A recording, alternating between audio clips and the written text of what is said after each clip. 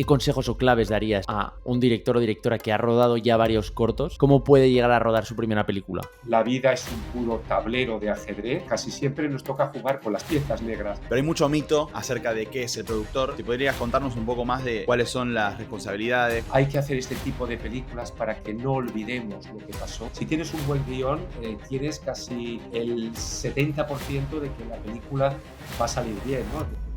Bienvenidos a Tiempos de Cine, el espacio donde el séptimo arte no solo se ve, sino que se siente y se vive en cada palabra. Soy Valentino Sumo desde Estados Unidos y junto a mí está Alfredo Andreu desde España.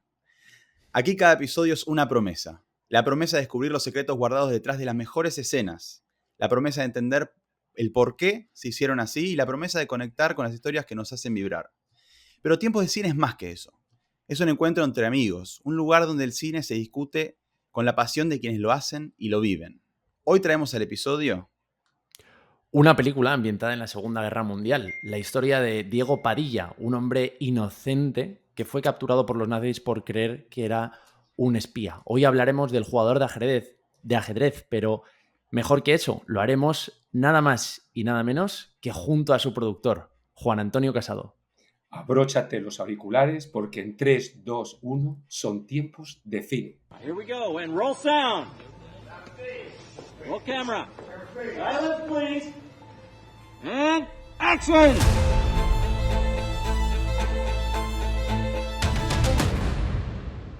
Estamos aquí con Juan Antonio Casado, como bien dijimos en la introducción, el productor del jugador de ajedrez. Y hoy vamos a hablar de la película y vamos a hablar un poco de todo, de lo que es el productor, de cómo aplicado a esta película en general. Vamos a hablar un poco de todo y un poco distinto a lo que venimos haciendo, porque no solo que hablaremos de la película en sí y del análisis de ella, sino que también vamos a estar hablando con su productor, con la persona responsable de que la película llegue a ser, o una de las personas responsables, ¿no? Pero que llegue a ser hecha, que exista, que esté hoy para poder verla, disfrutarla. Una película que a mí me encanta, me encantó, me emociono cada vez que termina. Así que estoy muy contento por hablar de esta película que me encanta y además por tener a Juan Antonio. ¿Cómo estás, Juan Antonio? Hola, ¿qué tal? Muchísimas gracias a Tiempos de Cine y a vosotros dos, Valentino y Alfredo, por abrirme vuestras puertas en este programa. Es un placer. Muchas gracias a ti. A mí me hace muchísima ilusión grabar este episodio porque la verdad es que este es el episodio 18 y este podcast en realidad lo creamos porque nos encanta el cine y nos encanta hablar de las películas, pero no valorándolas con unas estrellas o con una nota, sino siempre desde un punto de vista muy constructivo, porque nos encanta también hacer cine y por eso siempre nos gusta pues intentar profundizar en las películas, ¿no? El por qué esta película, qué nos quería contar o qué nos quiere contar realmente, cuál es el viaje emocional del protagonista, qué decisión o el porqué de cada decisión, ¿no? Que hay detrás, que hay millones en una película. Entonces, la verdad es que nos lo pasamos genial. Intentamos crear esta audiencia de personas que aman el cine, no solamente que lo hacen, sino personas que quieren ir un paso más allá, ¿no? Y ver las películas también desde esta perspectiva tan constructiva. Pero claro, siempre que podemos traer al episodio a alguien que le aporte valor al episodio extra, pues lo intentamos hacer y esta vez, pues bueno, qué mejor que hacerlo con el productor de la película para que nos cuentes un poco, bueno, primero para hablar de ella como película, no como, o sea, como historia, perdón, no como película que se hace, pero después también como película que se hace con todos los desvelos, con todas las alegrías, con todos los microinfartos, pero con todos los gozos también que tuvo que suponer hacerla para ti. Y luego también una tercera parte en la que, bueno, pues Valen y yo te vamos a preguntar cosas sobre, bueno, cómo construir una carrera audiovisual como tú has hecho y tu experiencia en el cine. Pues os agradezco muchísimo, Alfredo, lo que decís de que Tiempos de Cine lucha por esa actitud constructiva en el cine. Yo como productor quiero unirme a todos los productores del mundo y valorar todas las películas, incluso esas que han recibido una crítica tremenda. Para mí tienen todo mi apoyo porque sabemos lo que sufrimos los productores detrás, todo el trabajo que hay.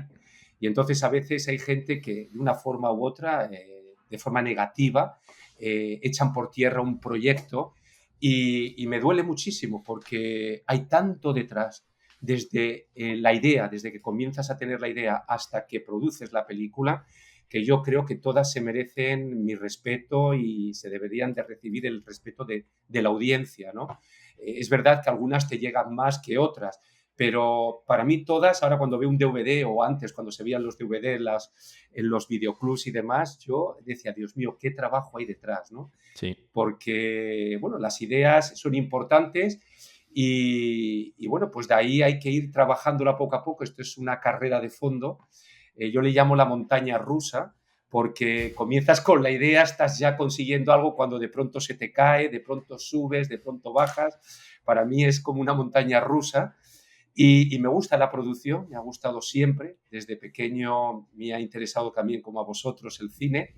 Yo lo veía como algo muy lejano y poco a poco pues he ido acercándome, porque la vida te va acercando. En mi familia no hay nadie dedicado al cine, pero yo soy funcionario, yo saqué mi carrera de profesor y estudié filología inglesa y bueno, pues el gusanillo estaba ahí, es decir, yo siempre compaginaba mis estudios en la universidad con mis presentaciones en la radio, me gustaba mucho la vida de periodista y entonces, bueno, pues un día estando en el trabajo, en el Ministerio de Cultura, que yo trabajaba dando subvenciones, fíjate qué curioso, ahora las pido, pero antes las daba no de cine, sino yo trabajaba para el programa Cultura 2000 de la Comisión Europea y entonces dábamos subvenciones, apoyo al teatro, a la literatura, a la traducción, a todos los temas culturales, menos el cine, que lo llevaba el programa Media de la Comisión Europea. Entonces ahí es cuando conocí a Asunta Serna, la actriz Asunta Serna, que es como mi madrina en este mundo del cine, y ella vio un poco cuáles eran mis inquietudes, cómo me movía, y fue la que me iba invitando a muchos estrenos, a muchos encuentros de cineastas, y entonces por eso es muy importante estar en todos esos encuentros, en todos esos eventos que se organizan, como Valentino, que estuvo en el mío, porque siempre conoces a gente, vas conociendo a un guionista, vas conociendo a un director, vas hablando de tus proyectos y cada vez te vas incorporando más a este trabajo que te va llevando, tú vas aportando, pero también te va llevando hacia la producción en sí, ¿no? Y ahí fue donde comenzó todo. Así que no Qué sé bueno. si queréis que os comente, Sí. yo sé que ya he perdido la pregunta que me habías hecho, Alfredo. No, La no te había película. hecho ninguna pregunta, Ah, pero nos ha venido genial que hagas esta introducción porque Sí, has contado todo un poco. sí. Pues de hecho, luego tenía una pregunta de cómo entraste a esto del cine, pero ya lo has contestado genial. Y también Ujú, cómo te conocimos, ¿no? Cómo te conoció Valen y gracias a claro, que un poco te contactó a puerta fría o a raíz de la charla que del diste, evento. de la conferencia que diste en Miami, pues hoy estamos aquí los tres. Y sí, también quiero Claro. añadir una cosa más, que ahora que estabas hablando sobre un poco pues, los ups and downs que decís en Estados Unidos, ¿no? En la montaña rusa, yo quería decir que, a ver, a nosotros nos encanta el cine y nos encantan, por lo tanto, todas las propuestas, porque al final, si hay verdad en ellas, o sea, si hay honestidad en esa película y hay belleza, pues algo vamos a sacar de ahí y por lo tanto nos gustan. Aquí, de hecho, al podcast solemos traer películas de todo tipo, ¿no? No nos Sí. importa el tamaño de la producción detrás. Dicho lo cual, pues oye, puestos a poder hablar con el productor de una película, qué mejor que hacerlo de una película además que tiene tantísima producción detrás. buah, Porque el jugador de ajedrez, mucha. que primero que no la haya visto, dos cosas. Verla y luego escuchar el episodio, porque le va a sacar muchísimo partido a la película y eso no siempre es posible. Y segundo, pues eso, decirte que es que tiene muchísima producción detrás que lo comentaremos ahora. Sí, sí, Bueno, sí. Jugador de ajedrez es una película clásica, es una película de corte sencillo, pero son de esas películas que nunca pasan de moda, es decir, las puedes ver ahora como la puedes ver dentro de unos años, como todas las películas clásicas que, bueno, pues perduran en el tiempo. Y como os estaba comentando antes, la idea surge, a veces no te la esperas, es decir, a veces estás leyendo una novela y dices, oye, esto es un buen proyecto para llevarlo al cine, a veces te cuentan una historia, una noticia en televisión, un asesinato, cualquier cosa, te da una idea para desarrollar un proyecto. El mío en concreto fue en un banco Yo iba a pedir un crédito personal para mí, porque me iba a comprar una casa en Madrid, y entonces la directora del banco me habló de Julio Castedo, que es el novelista, el guionista del jugador de ajedrez, y entonces me dijo que su cuñado, que era en ese momento Julio Castedo, había escrito esta novela y me la dio. Entonces me la leí el fin de semana y pues me enamoró, me encantó, y llamé a Julio Castedo y ese fue el comienzo del jugador de ajedrez. Después ya pasas por muchas fases, vas conectando con gente y bueno, pues poco a poco vas llegando a tener el guión, vas llegando, porque el guión fue antes que la novela. Julio escribió el guión y después escribió la novela del jugador de ajedrez. Y bueno, pues ya es tocar muchas puertas. La labor del productor es, bueno, pues como un diplomático, tienes que moverte en muchos ambientes. Ya sabéis que la cultura, lamentablemente, en España está muy idealizada, muy idealizada, perdón, hay mucha ideología detrás que no debería haber. Es decir, la cultura no tendría que ser ni de derechas ni de izquierdas, tendría que ser cultura en general, pero lamentablemente tienes que navegar en un mundo complicado y bueno, pues se trata de eso, de moverte bien, de tocar muchas puertas, de convencer a productoras, a plataformas, a televisiones. Es verdad que ha cambiado mucho el mundo de la producción. Lo que ocurrió hace unos años no tiene nada que ver con lo que se está gestando en estos momentos, que ya si queréis hablaremos más adelante de la inteligencia artificial. Hemos pasado del cine mudo al cine sonoro, del mundo del cine en blanco y negro al mundo en color, el Technicolor, y ahora estamos en un mundo totalmente que lo está cambiando todo, y los productores, incluso productores con muchas películas realizadas, también están teniendo sus complicaciones, ¿no? Se tienen que ir adaptando también a esta nueva realidad que está llegando, que ya con el tema del COVID surgió ya con el streaming y con ver mucha producción en tablets, en móviles. Es verdad que lo de las salas de cine nos preocupa mucho a todos. Yo voy muchas veces aquí en Miami al cine y la verdad que sufro muchísimo cuando veo que somos dos telespectadores, dos personas en una gran sala de cine. Me entristece muchísimo. Yo no sé a veces cómo perduran los cines, cómo aguantan los cines. Serán las palomitas, pero tampoco hay mucha gente que compre palomitas.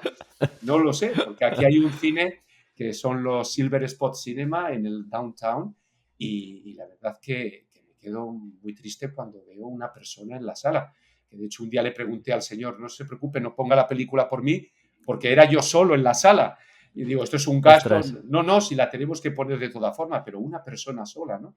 Sí, entonces, todo eso está cambiando. La gente no tiene tiempo de ir al cine, supongo.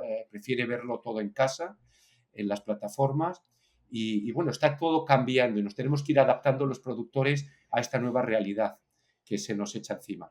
Y el jugador de ajedrez pues nació ahí, en ese banco, y bueno, pues es una historia es una historia de un jugador, de Diego Padilla, de un campeón en el ajedrez, que se ve envuelto en plena Segunda Guerra Mundial. Estamos hablando del final de la Guerra Civil Española, de cómo también unos republicanos españoles se ven envueltos también en plena Segunda Guerra Mundial en París, en el París ocupado por los nazis, y de cómo este jugador tiene que sobrevivir a una crueldad tremenda. Una persona que puede ser como vosotros, como yo, como cualquier persona normal, que no entiende de guerras, apolítico totalmente, claro. Y tiene que luchar pues por su hija, por su familia, por él.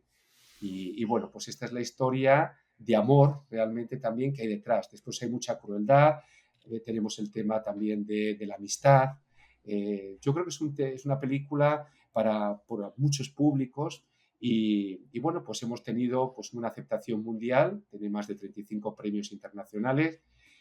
Houston fue el pistoletazo de salida internacional, la presentamos allí y tuvimos una aceptación. Bueno, de hecho ganamos mejor película histórica, mejor actor principal, Marc Clotet, y mejor banda sonora. 3 premios que no nos esperábamos y que aquello pues nos dio el pistoletazo de salida para recorrer el mundo.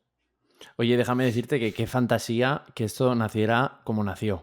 Porque a Valen y a mí ya nos gustaría que alguien en una cafetería un día le dijera a alguien que le están sirviendo un café: ¿usted es productor? Ah, pues mire, mi sobrino, mi cuñado, tiene un guión, ¿se lo podría usted leer? Qué Claro. bien que estuvieras tan abierto a recibir una propuesta así en frío Sí, y qué suerte también tiene Julio, ¿no? Julio sí. se llama. Julio El, Castedo, Julio el Castedo. guionista, bueno, qué suerte tuvo. Sí. Sí. Sobre un poco la historia, te quería preguntar el tema del ajedrez como símbolo, ¿no? Porque es como muy cinematográfico, se ha usado mucho, también en series recientemente, en esta de Gambito de Gama, Sí, Sí. perdón, que al final, claro, entiendo que también se presta mucho a eso, ¿no? Porque hay mucho en juego, hay un conflicto muy visible, que esto es algo como muy del guión siempre, ¿no? De buscar el conflicto. Dos bandos, solo uno puede ganar, la gente además conoce las reglas, entonces como que se presta mucho a eso, pero te quería preguntar un poco sobre porque esto está basado en una novela o inspirado, ¿no? En una novela de Stephen Zweig, que es, por cierto, uno de mis escritores favoritos, y te quería preguntar un poco por esto del ajedrez como símbolo, ¿no? Porque hay una serie de fichas, hay una estrategia y como en la vida, pues hay pues eso, una intención de avanzar, de ganar la partida, pero a su vez, pues bueno, te van comiendo fichas y también existe la posibilidad de un jaque mate que termine con todo. Entonces, un poco por eso, ¿no? Por el ajedrez, que nos cuentes un poco qué importancia tenía dentro de la historia y también a ti, especialmente tú, sobre todo cuando la leíste, ¿qué es lo que te llamó la atención como para decir, mira, quiero producir esta película? Bueno, pues Alfredo, en principio, la verdad que el ajedrez, cuando hablas de una película de ajedrez, siempre te parece como algo que va a ser lento, ¿no? Hay otros deportes, ¿no? Otras actividades, pues el fútbol, el baloncesto, que ves un poquito más de actividad para llevar al cine, ¿no? Pero en un principio parece como que, oh, una película de ajedrez, esto va a ser algo como aburrido. Y no, en su momento, cuando Julio Castedo me pasó la novela y leí la historia, el ajedrez está de fondo, es decir, es verdad que hay mucha simbología. La vida es un puro tablero de ajedrez en el que tenemos que jugar y casi siempre nos toca jugar con las negras, con las fichas negras, ¿no? Con las piezas negras. Y eso es lo que yo vi ahí, esa lucha del bien, del mal. Gambito de Dama, que lo has nombrado anteriormente, es verdad que se hace la serie después del jugador de ajedrez y se me consta por seguimientos de la historia que han visto también el jugador de ajedrez, porque los productores estuvieron alimentando de todas las películas que habían relacionadas con el jugador de ajedrez y una de ellas para mí fue todo un honor que también estuviera en la mesa de su producción el jugador de ajedrez. Entonces, el juego del ajedrez es la historia del propio, es decir, la vida de Diego Padilla es una lucha también, es decir, él es una persona, es un campeón, el campeonato es en 1934, es verdad que no hubo ningún campeonato en esa época en España, está basado en hechos reales la novela, estamos hablando de Alekhine, el jugador ruso, que tuvo que jugar con los nazis porque su mujer era judía. Entonces, para salvar a su mujer de un campo de concentración, él tuvo que apoyar a los nazis en los campeonatos a pesar de no estar de acuerdo con ellos, ¿no? Entonces, sobre esa historia, Julio Castedo transformó ese jugador, Alekhine, a un jugador español, a Diego Padilla, que también tiene que luchar, lo suyo es una lucha, es un juego, es un campeonato contra el nazi, el coronel Meyer, que es un hombre que, bueno, pues como veis en la historia, no vamos a descifrar mucho, no vamos a contar mucho para que la gente la vea, pero él tiene que luchar para salvarse también, para volver con su mujer, y porque podían haberlo matado.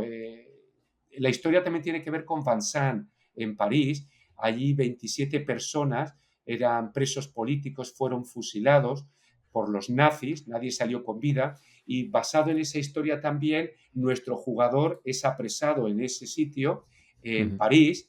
Es verdad que por el tema ya de ficción tuvimos que dejarle libre para que él saliera, pero realmente los 27 fueron fusilados. Y bueno, pues es verdad que el ajedrez tiene muchísima simbología a lo largo de la historia del cine y creo que bueno, sigue dando mucho, cosechando muchas películas, afortunadamente. Esta película, aparte, Juan Antonio es de época, es una película, bueno, como bien decís, ¿no? De la época de la Segunda Guerra Mundial, con los nazis. Sucede en España, a nivel historia, en Francia. Y tiene un diseño de producción fenomenal, es increíble lo extremadamente bien hecho que está, como uno se mete ahí y no te das cuenta que fue grabada hoy en día. Y sin duda es un desafío enorme para la producción y es algo que aumenta Tal un cual. montón el costo de producción, ¿no? Y Ya. embarcarse en un camino de este tipo requiere también de agallas, ¿no? De meterse, saber que también va a tener un costo más alto. Se podría haber pensado en una historia que suceda hoy o podría haberte embarcado en decidir, bueno, no, ¿para qué meterme en algo así? Prefiero meterme en algo que sea más fácil, que después sea más barato en ese sentido. Pero esta historia de Diego Padilla sucede en esos escenarios y creo que esos escenarios reales, porque todos sabemos que sucedieron cosas así, hacen que le dé esa realidad también a la película. Y bueno, recién contaste de dónde viene la historia, ¿no? Original, pero ¿por qué, ya también siguiendo con la pregunta que había hecho Freddy, ¿por qué hacer esta película? ¿Por qué te decís, bueno, voy a hacer esta película con todos estos desafíos que tiene también del punto de vista del diseño de producción? Y bueno, y todo esto de los efectos también que vimos en el making of que se hicieron. ¿Por qué la historia te pareció lo suficientemente poderosa para embarcarse a este desafío tan grande? Pues mira, yo creo, Valentino, que el tema del holocausto, todo el tema del nazismo es algo que siempre me ha atraído muchísimo. Estoy Ujú. muy orgulloso porque en el Museo Yad Vashem de Jerusalén, Steven Spielberg creó un departamento audiovisual y para mí es todo un honor que la única película española que está registrada en ese archivo audiovisual haya sido El jugador de ajedrez. Estuve en Jerusalén entregándola y para mí fue todo un honor porque de siempre me ha traído mucho el tema del holocausto, muchísimo. Creo que hay unas historias que hay que mostrar, hay que hacer este tipo de películas para que no olvidemos lo que pasó, de toda esa crueldad contra el mundo judío, gratuita, es decir, esa forma. Hemos visto miles de películas y seguiremos, espero que sigamos viendo, que no solamente Steven Spielberg, sino que otros productores sigamos manteniendo viva esa memoria para que el mundo no olvide, porque enseguida, no sé quién decía, no sé si era Churchill o Bismarck, quien decía que el pueblo que no reconoce su pasado está condenado a repetirlo, ¿no? Entonces, eso pasó, pero puede volver a pasar en cualquier momento y de hecho estamos viendo el tema de Ucrania, de Rusia, estamos viendo lo que está pasando en Israel ahora mismo, el tema palestino. Entonces, en cualquier momento yo creo que tenemos que recordar, y a mí el tema histórico es algo que desde siempre me ha apasionado. Me decían que para entrar en el mercado americano tenía que hacer terror, que era la forma de triunfar. Es verdad que el terror vende, pero no me veo yo en ese campo, yo me veo más en el tema histórico. Estoy ahora también con otra historia, estoy con una historia de una malagueña que se convirtió en la única española que ha sido princesa de la India, Anita Delgado. Estoy con otro tema histórico de Blas de Lezo, que era un almirante español que imagínate todo lo que hizo en Colombia, en Cartagena de India, defendiéndonos de los británicos. Es un tema histórico que los británicos nunca nombran porque perdieron esa batalla. Ellos hablan mucho de Nelson, ¿no? La batalla de Trafalgar que les dio esa victoria, pero esto fue un tema importante para España porque si en Latinoamérica se habla español es gracias a Blas de Lezo, cambió el curso de la historia frente a los británicos que tenían una armada mucho más grande que la española y con menos hombres se cambió el curso de la historia. Quiero decir El almirante Vernon, ¿no? El sí, almirante Vernon era. efectivamente, Que había efectivamente. acuñado ya monedas de la Efectivamente, victoria, que claro, nunca llegó claro, a suceder. claro. La verdad es que sí, sí, ahí tenéis un personajazo, ¿eh? Sí, Sí, sí, y no se ha hecho nada. Es decir, si este señor Blas de Lezo hubiera sido británico, habrían hecho ya 50 películas, 200 series. Si Anita Claro. Delgado hubiera sido británica, ya habrían hecho 200 series. Creo que tenemos que luchar un poquito por nuestra historia. Tenemos unos temas históricos maravillosos que podemos también meterle ficción. Y el tema del holocausto, pues es algo que siempre me atrajo y por eso decidí meterme en el jugador de ajedrez, aparte de la historia del ajedrez, ¿no?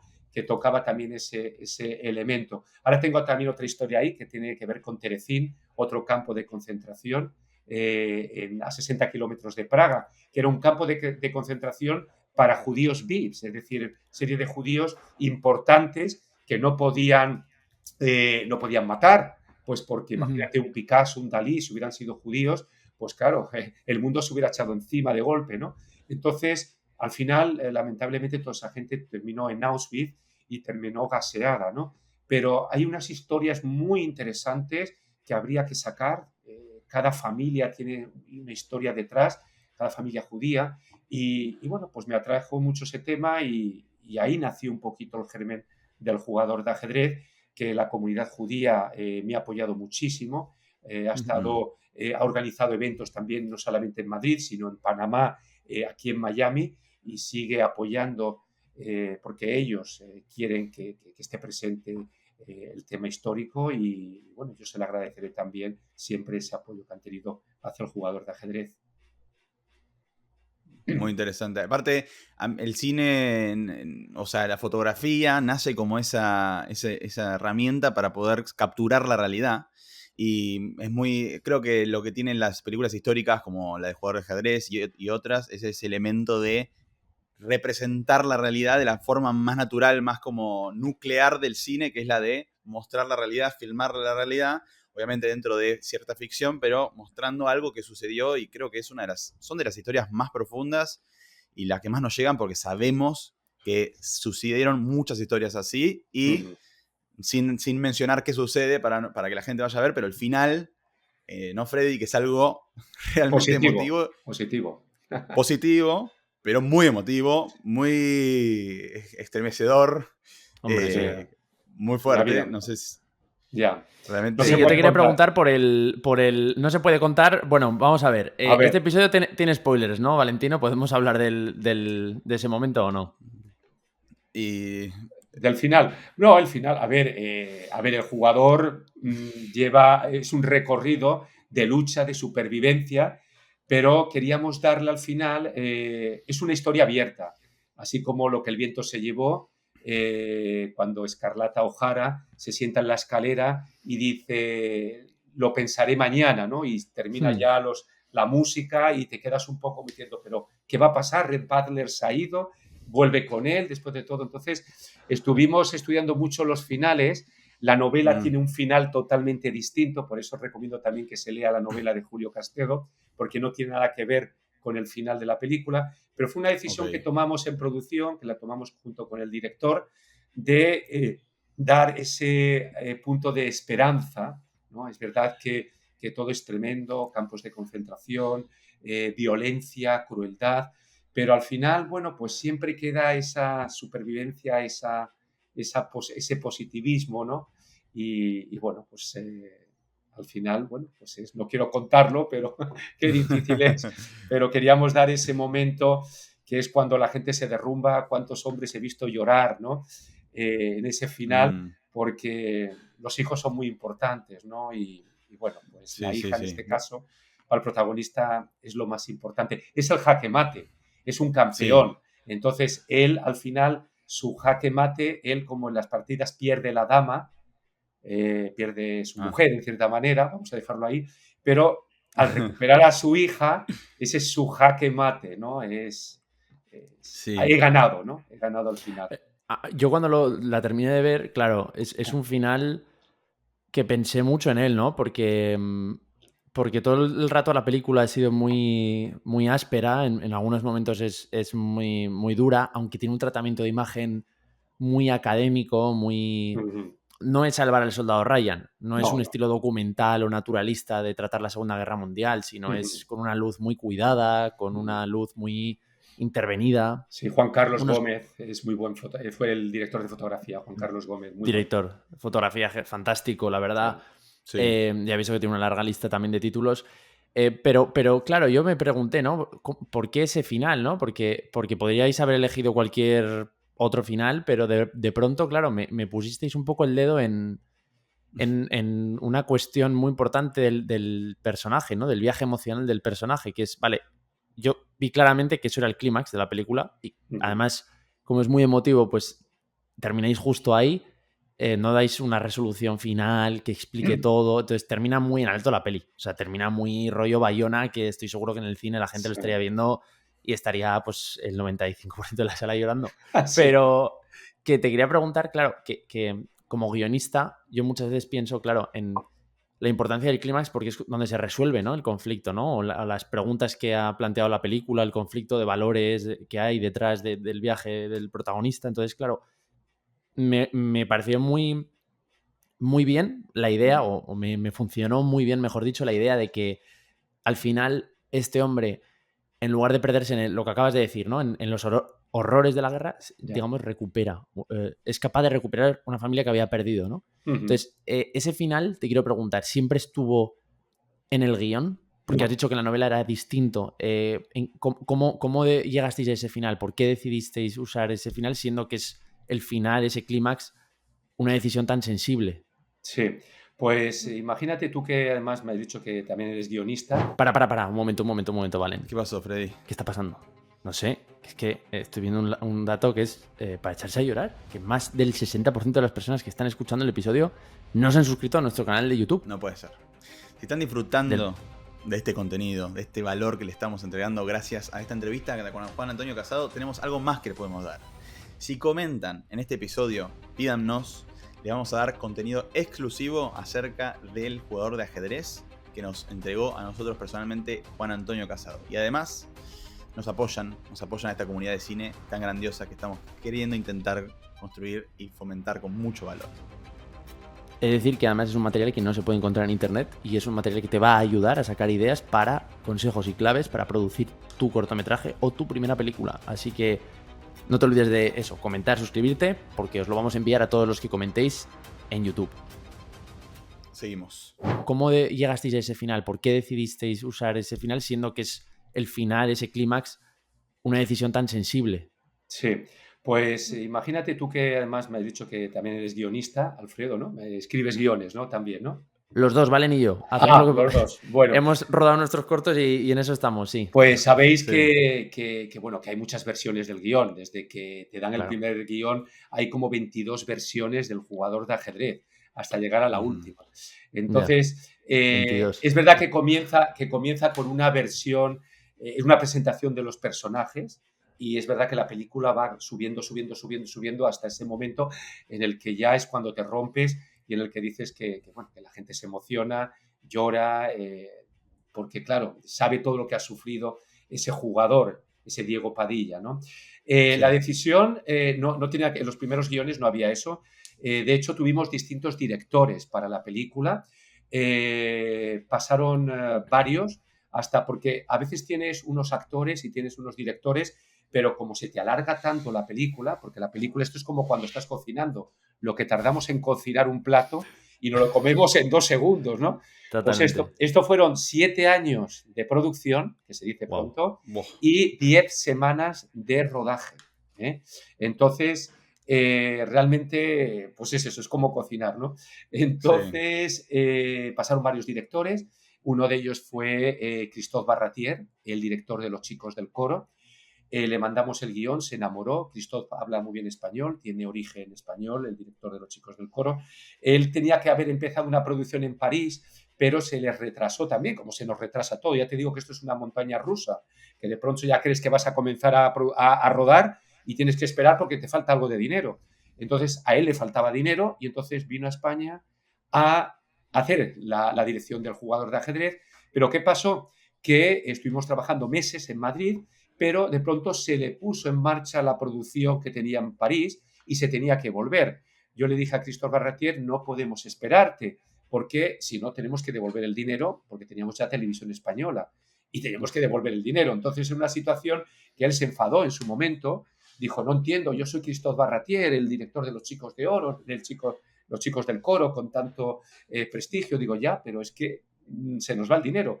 Entonces, después tuvimos que buscar otro director y entró el de Los Girasoles, se me ha ido el nombre, que falleció hace poco. Se me ha ido el nombre ahora mismo. Y Te saldrá. Sí, se me ha ido el nombre.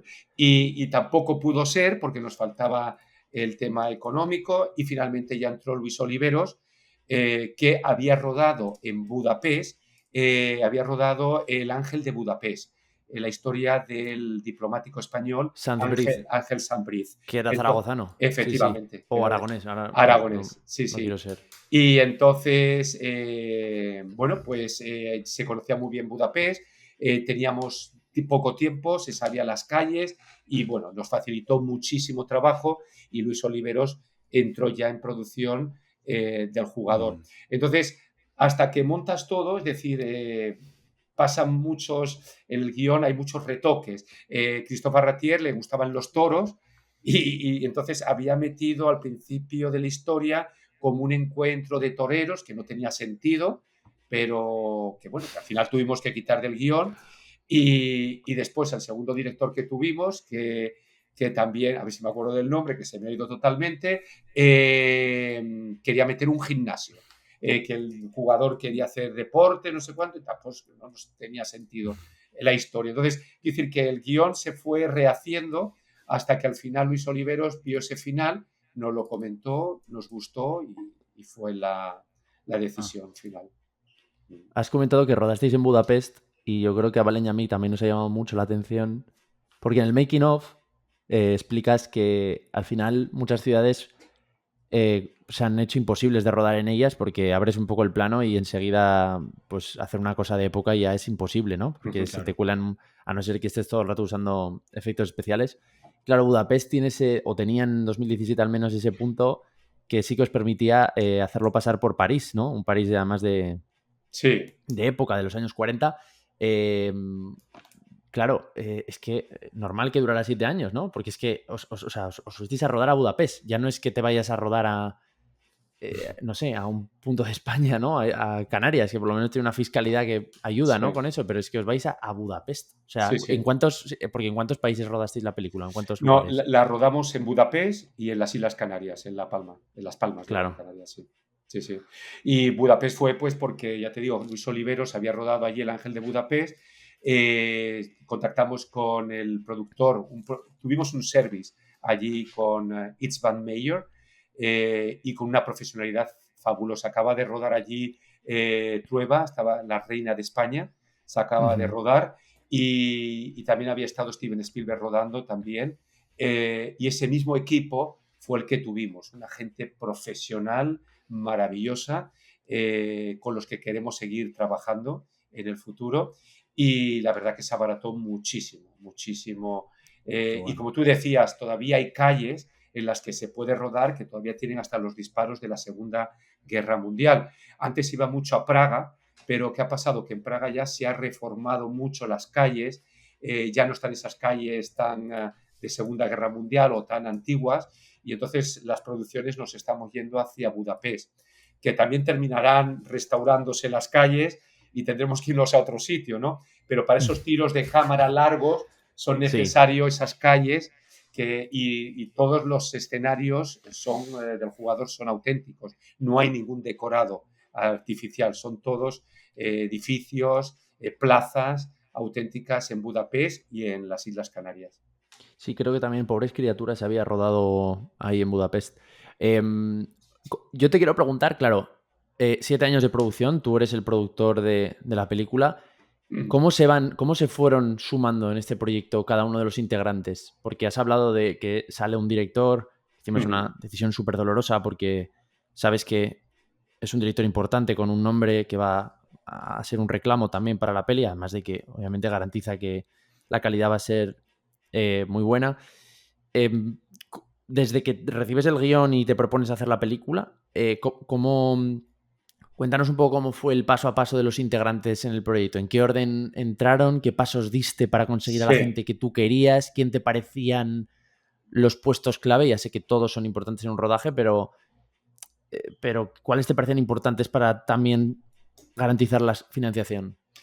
Bueno, pues primero la idea surge, después te contactas con el guionista, es importante, un buen guión es primordial. Si tienes un buen guión tienes asegurado ya muchas cosas, pero es verdad que después necesitas un director de producción contactamos con varios directores de producción porque, claro, a ese guión hay que darle un valor, es decir, cuánto cuesta la película. Entonces, tienes que contactar con profesionales que te hagan ese presupuesto aproximado, Claro, provisional, ¿no? Entonces, bueno, pues cuánto cuesta un caballo, cuánto cuesta claro, cortar esa calle, hay que coger desglosar ese guión y darle un precio, ¿no? Mm, Para tocar otras puertas y pedir otras subvenciones y otros apoyos económicos. Después el tratamiento es muy importante también del guión, las escaletas, todo eso es la parte técnica que, bueno, pues con gente entendida, tirando también de ayudas de amigos, es decir, en un principio no tienes la situación económica para pagar un director de producción, pero claro, bueno, vas tocando puertas, vas conociendo gente, le dices que bueno, que una vez que la producción esté en marcha contarás con esa persona. Hay gente que se apoya, que apoya el proyecto desde el principio, le gusta y dice, venga, yo quiero ayudar, yo quiero estar en esta producción. Otros te piden ya dinero de antemano y no lo tienes y no puedes contar con ellos. Es importante también el papel del director. Digo que fueron varios los que quisieron entrar, pero por tema económico, pues algunos se fueron cayendo. Luis Oliveros estuvo en todo momento desde el principio. Actores han pasado muchos, tuvimos varias propuestas que por razones de trabajo no pudieron ser porque tenían que empezar una producción y se cayeron, otras perduraron, hubo muchos cambios y bueno, pues es un continuo tocar puertas, esperar, firmar contratos y es verdad que ya cuando Televisión Española puso ese primer 1.000.000 de euros, apoyó, porque después Televisión hay una serie de mesas de valoración de guiones, creo que son 2 al año, lo presentamos a una de ellas y entonces el proyecto gustó y ya nos lo dotaron con 1.000.000 de euros en aquel momento. Después ya también entró Telemadrid, que también apoyó económicamente. Telemadrid entró como coproductor y como inversor también. Y después hay una serie de inversores privados, gente que les gusta el cine, pues había varios doctores que tenían pues un dinero ahorrado y les apasiona el cine y oye, yo quiero poner 500.000 euros, yo quiero poner 200.000 euros y entonces se van uniendo al proyecto y entonces, bueno, pues el productor está ahí junto con el productor ejecutivo, que también en este caso era yo. A veces el productor y el productor ejecutivo son dos personajes separados, pero en algunos casos también vamos juntos, ¿no? El productor ejecutivo mm, es el que está en contacto pues, con los temas sociales, los contratos, la parte más legal y más de mm. abogados, ¿no? Y bueno, el productor es el dueño, pero el director es el que firma la película y tiene que haber una buena sintonía, ¿no? Es verdad que siempre surgen problemas, ¿no? Las producciones y suele ser entre los guionistas, ya que vosotros dos sois guionistas, entre los guionistas y los directores parece ser que siempre hay esos malentendidos, ¿no? Que al final se solucionan, pero estamos los productores ahí para apagar fuegos, ¿no? Y porque claro, vosotros como guionistas queréis poner mucho texto, el director quiere cortar texto, quiere poner más temas visuales, ¿no? Y hay que llegar a un buen acuerdo entre las dos partes, ¿no? Hay muchísimas películas donde tanto directores como guionistas han sufrido y productores en medio, ¿no? Han sufrido Claro. estas historias, ¿no? Recién, Juan, con Antonio comentabas un poco de lo que es el productor, dijiste el dueño, pero hay mucho mito acerca de qué es el productor. Si podrías contarnos un poco más de cuáles son las responsabilidades, cuáles son las acciones que toma, y ya que también comentabas esa parte de la conflictividad que puede haber entre el guionista, el director, el productor está en el medio, esa parte también cómo funciona, cómo es, y cómo fue en el caso del jugador de ajedrez, si querés contar alguna anécdota que esté buena, cómo funciona esa articulación en el equipo, con el director de fotografía, las decisiones finales, quién tiene la última palabra, bueno, todas esas cositas cómo suelen suceder y cómo sucedieron también en cuanto a esta película en particular. Bueno, pues hay muchos tipos de productores. Yo he conocido productores muy conocidos que, por ejemplo, nunca han ido a un rodaje, no van a los rodajes. Producen y se quedan en la oficina. Yo soy de los que me gusta estar ahí a pie de cañón, ¿no? Me gusta estar en la oficina, pero también me gusta estar controlando. Creo que es importante que estemos para que al menos la gente sepa que hay detrás una persona que está velando por todo. Pues el productor, yo me he dado cuenta de ser productor a lo largo del tiempo. En un principio era como los temas culturales que yo movía, te llega una idea, tú empiezas a mover ese producto. Eso es el productor, es decir, es llevar pues un guión a una pantalla, llevar una obra de teatro a un escenario, llevar unos cuadros a una exposición. Entonces es mover un producto, conseguir la financiación, rodearte de un equipo lo mejor posible y sobre todo consensuarlo todo. A mí no me gusta ser de los que esto lo digo yo porque tiene que ser así, sino preguntar mucho, hablar mucho con el guionista, con el director, con los que te están elaborando el cartel, que es muy importante, un buen cartel para atraer a la gente al cine. Después negociar con otros países ese cartel, que por ejemplo el jugador de ajedrez he tenido que cambiarlo de color, por ejemplo, porque el cartel del jugador, el fondo es rojo, pero por ejemplo en Corea del Sur el rojo es igual a comunismo. Entonces me obligaron a quitar el rojo del fondo y ponerlo en azul, porque ellos se quieren separar de Corea del Norte, que es comunista. Entonces tienes que ir negociando con toda la gente, incluido con todos los países, pues que hay que quitar el rojo, pues se quita el rojo y se pone el azul, todo sea por vender la película en Corea del Sur, ¿no? Entonces, durante estos 30 años he ido aprendiendo a consensuar, adaptarme a toda la gente. Sí que es verdad que en algunos momentos tienes que tomar decisiones importantes con los directores, porque a veces los directores se emocionan tanto con la película que te dicen que tienes que poner un helicóptero y no tienes financiación para el helicóptero. Entonces le tienes que decir, oye, mira, pon una grúa porque no hay presupuesto. O en el jugador de ajedrez, que había una escena de que el protagonista coge el tren y va hasta París, y se ve cómo va en el vagón a París, pues no teníamos financiación para ese vagón, tuvimos que cortarla con un fundido a negro. Está en España, es cuando muere el amigo, y hay un fundido a negro, y de pronto del fundido negro sale la Torre Eiffel, ya ha llegado a París. Ya hemos resuelto ese viaje de una forma económica. Entonces tienes que decir, oye, mira, no hay, déjate de helicópteros, y tienes que estar controlando, porque a veces a unos directores, el ego de los directores es muy grande, y entonces tienes que, bueno, pues decirle siempre con buenas palabras y tratando de que no haya malos tratos y malos rollos, ¿no? Y donde he sufrido más como anécdota es entre el guionista y el director. Después han ido resolviendo, pero porque, bueno, pues ahí había una serie de cortes que no gustaron mucho al guionista, el director quería hacer otras cosas, y bueno, tienes que negociar en esas disputas un poco, ¿no? Y tienes un papel psicológico, ¿no? De psicólogo. Sí, de psicólogo con total. todo el mundo, ¿no? Bueno, y con los actores no sabéis cuánto. Con los reforzar actores, la confianza de cada uno, su ego, saber eso, que no está ahí una guerra entre todos, supone por tu parte también un trabajo muy minucioso de ir uno a uno y saber con los actores, entre bambalinas resolver esas tensiones que se van creando, ¿eh? Con los actores, mi experiencia así más dura fue rodando La Conjura del Escorial, que la rodamos en el año 2008, con la protagonista de Leyendas de Pasión, con Julia Ormond. No sé si habéis visto la película, con Brad Pitt, Julia Ormond. Pues bueno, se contrató a Julia Ormond para la protagonista en La Conjura del Escorial, que es otra historia también de un periodo histórico con Felipe II, el duque de Alba y demás.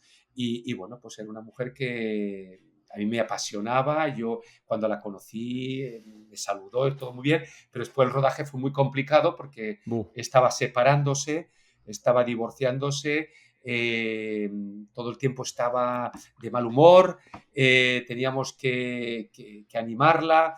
Un día me acuerdo, una anécdota era que se le había metido que la roulotte de Jason Isaac, que era el que hacía de Antonio Pérez, el secretario de Felipe II. Jason Isaac es el protagonista de Harry Potter, de Malfoy, el que hace Malfoy, el de los pelos largos, el rubio, y el que hizo el Patriot, el patriota con Mel Gibson. El inglés es Jason Isaac.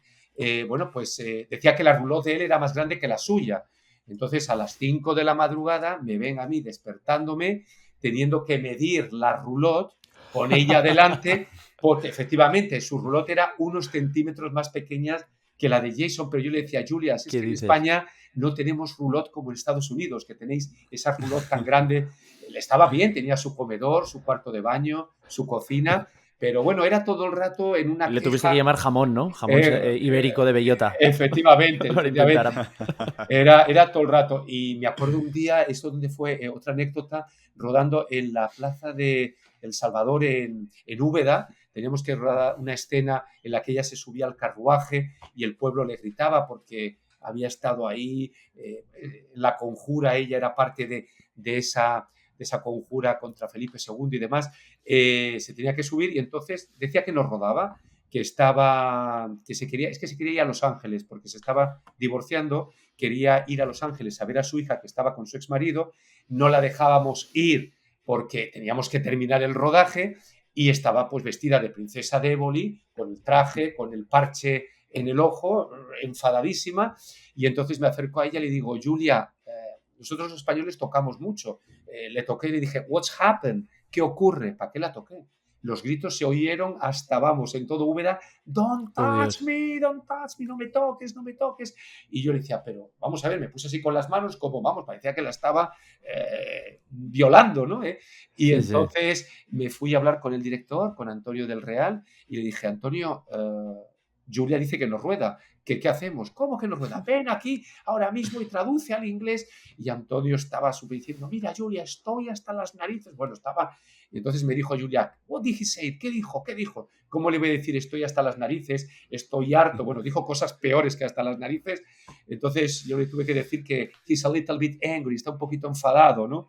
Quiero decir, de apagafuegos todo el tiempo con Total. actores, con guionistas, directores. Y esa también es un poco nuestra labor, como habéis dicho vosotros, de psicólogos, también de Sí, cierta sí. manera, porque en esta montaña rusa vivimos de todo tipo de experiencias. Sí, la verdad es que en este caso, bueno, a ver, no, vamos a dejarlo suave y vamos a decir que no fue muy profesional esta mujer. Pero claro, escuchándote, en menudas producciones te metes, ¿eh? La Conjura del Escorial, otra vez de época, El Jugador de Ajedrez. Y volviendo un poco, El cosmonauta también, El que en el Cosmonauta, 2013 también del espacio. efectivamente. O Uh-huh. sea, bueno, volviendo a esta película, al Jugador de Ajedrez, yo te quería preguntar, porque ya has hablado de la producción. 10 semanas, Budapest y Canarias. Uh-huh.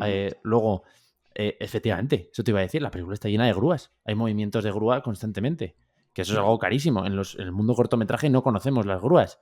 Sí, sí. Almodóvar decía, yo, vamos, la primera vez que me pude permitir rodar con grúas creo que fue como al segundo largo. O no, le preguntan cuál era la diferencia entre rodar un corto y un largo. Y dijo, pues que puedo usar grúas, no sé, algo así dijo.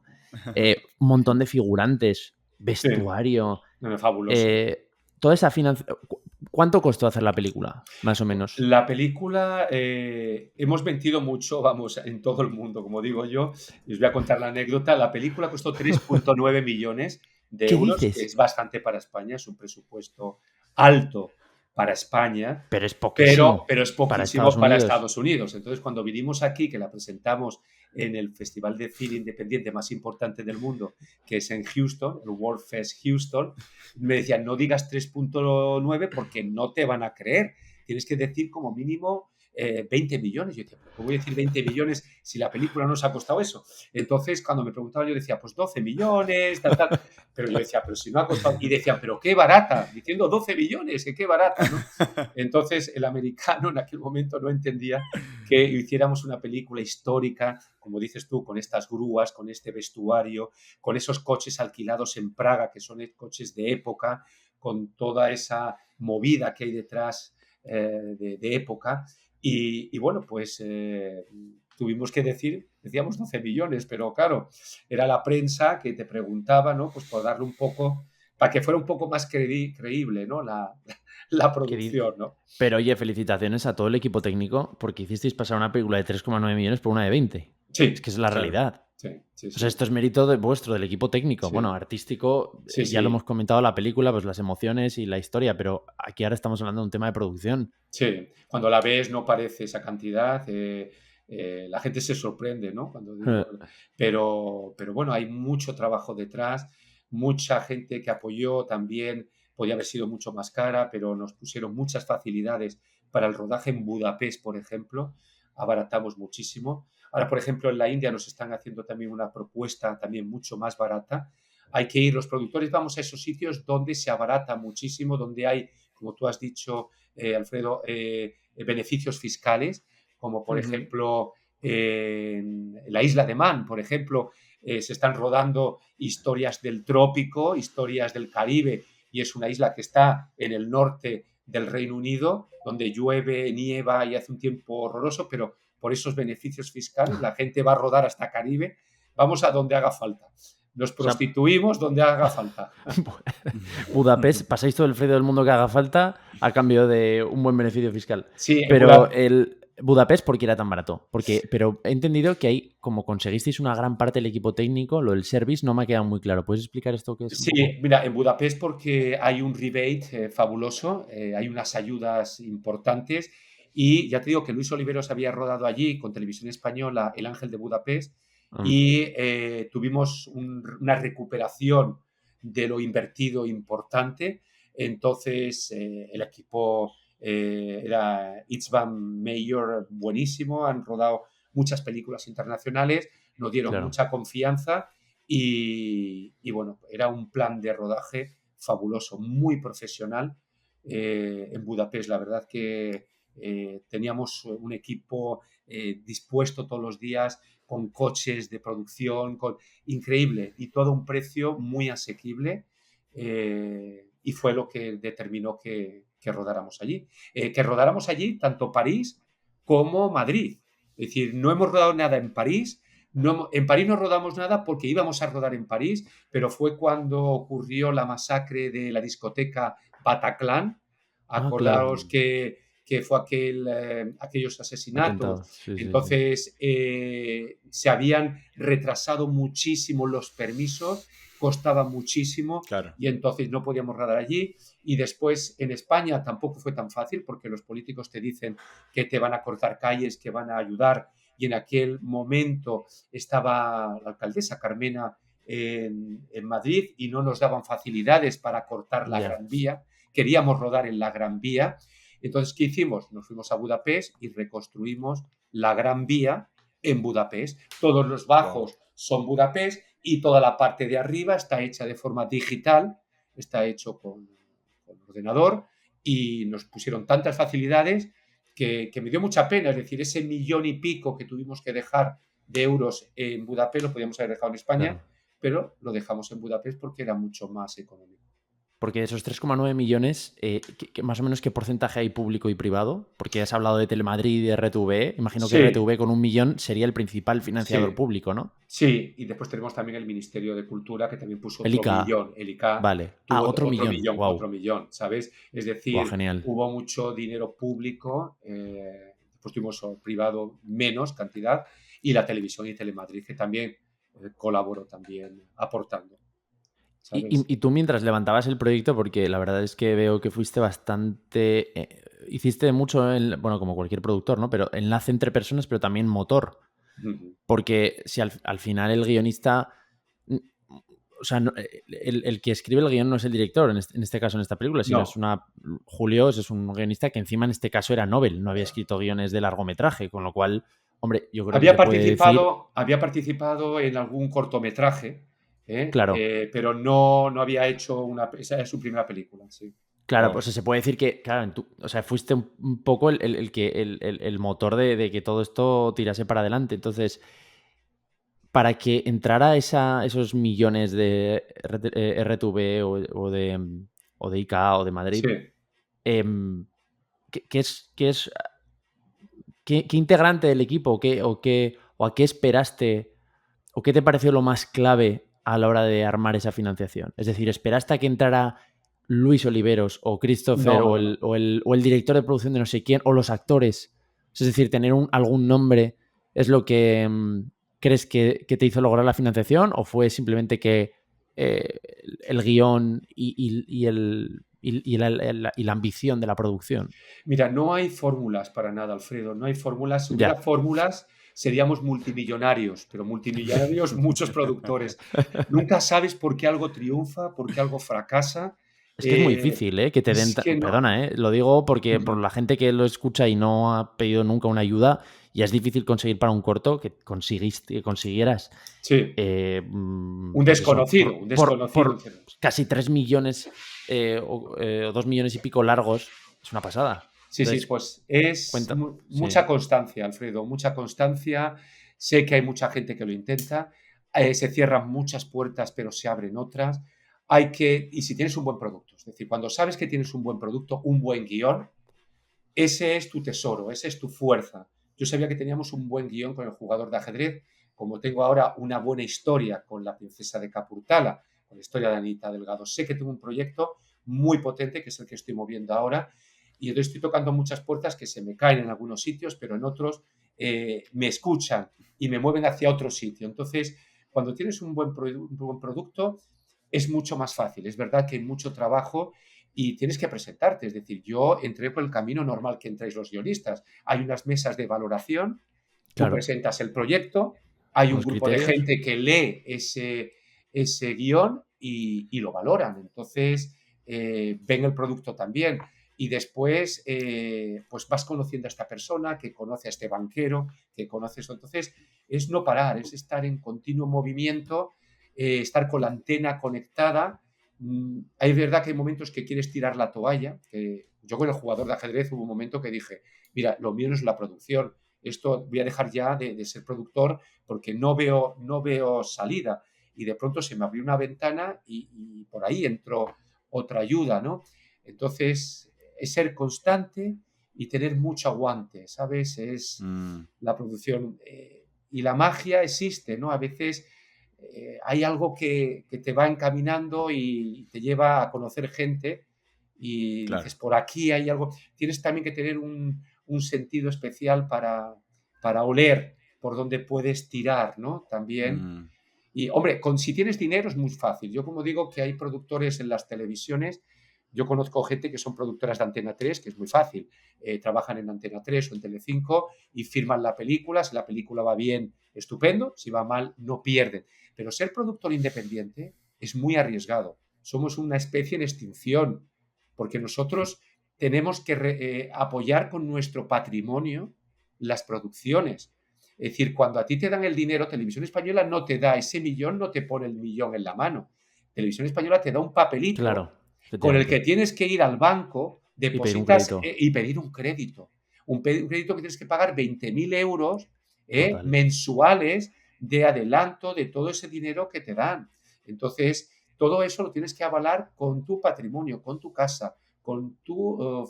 Yo trabajaba de profesor y de productor al mismo tiempo. Yo tenía que estar dando clases y cuando terminaban las clases ponerme a producir, porque claro, hay que comer. Entonces, muchos Claro. productores Efectivamente. independientes, En como 7 muchos, años.